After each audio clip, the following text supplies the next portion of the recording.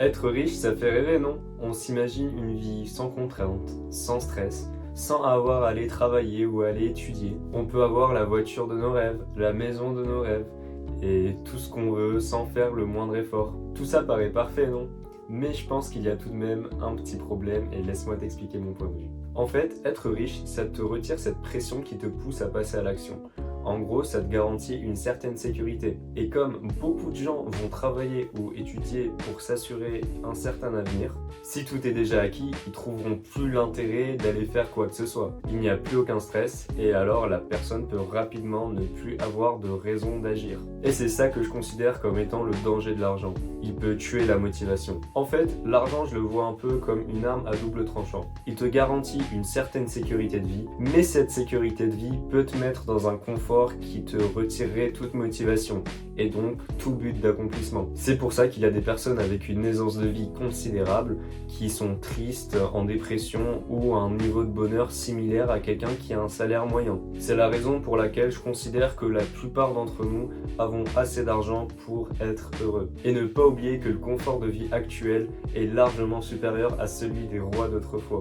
Est-ce que ça veut dire que l'argent ne contribue aucunement au bonheur? La réponse n'est pas si simple. Je pense que si ton bonheur ne dépend que de l'argent et de la vie qu'il va t'apporter, tu fais erreur.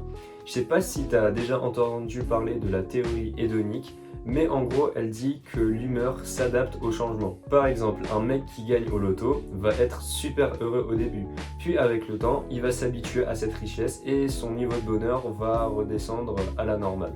Ça me rappelle quelque chose que j'ai vécu, comme autrefois je vivais en Algérie. Et pour moi, la France c'était quelque chose d'incroyable. Par exemple, le simple fait de manger du saumon fumé ou d'aller à Micromania, c'était un luxe pour moi. Puis ensuite, on a emménagé en France. Au début, bien sûr, j'étais super content, on était super heureux, et avec le temps, je me suis un peu habitué à ce rythme de vie et à ce luxe-là, jusqu'à ce que je revienne au même niveau de bonheur qu'autrefois, voire moins parfois. Mais en soi, cette expérience m'a servi de leçon, et j'ai compris que dans la vie, on voudra toujours plus. C'est pour ça qu'il faut apprendre à prendre conscience de ce qu'on a, et à s'en contenter, parce que c'est une fois qu'on perd la chose, qu'on prend conscience de sa valeur. Par contre, je pense que l'argent peut rendre heureux, dans le cas où tu le vois comme un moyen et pas comme une fin. Dans le cas où il pourrait t'aider à atteindre des objectifs que tu t'es fixés. De le voir comme un moyen d'accomplir. Je pense que le bonheur que rapporte l'accomplissement est bien supérieur au bonheur éphémère que rapporte l'argent. L'argent peut rendre plus heureux, seulement si tu as déjà appris à l'être sans. Je ne pense pas que si tu es triste actuellement, le fait d'avoir de l'argent pourra te rendre indéfiniment heureux. Mais ça va dépendre de ta personnalité, ta philosophie de vie et ta manière en général de voir la vie. L'ambition est indispensable pour maintenir un niveau motivationnel élevé. Et c'est elle qui va permettre d'utiliser l'argent comme un moyen. Parce que moi aussi, je voudrais avoir de l'argent, ça m'aiderait pour mon sport, ou voire même pour mes vidéos, avoir un meilleur équipement, juste le fait d'avoir un petit micro. Pour d'autres, ce serait financer les soins de gens qui leur sont proches ou d'aller voyager et apprendre telle ou telle chose. Et c'est une fois qu'on accomplit, qu'on commence à ressentir ce bonheur, qu'on sent qu'on s'améliore. Et puis, à force d'atteindre des objectifs, on s'en fixe de nouveaux.